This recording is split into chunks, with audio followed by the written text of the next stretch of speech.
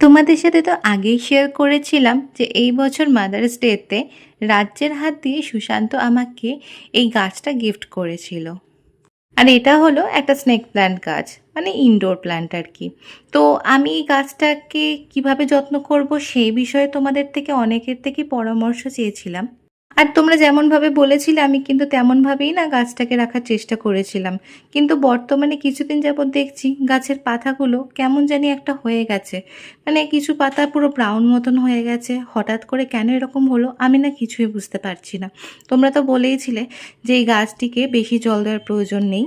সেই মতো আমিও কিন্তু গাছটিতে বেশি জল দিতাম না, ওই 3 দিন পর পর একটু করে ওই 1 ঢাকনি মতন জল দিতাম। আর পাতাগুলোকেও তো পরিষ্কার করতাম।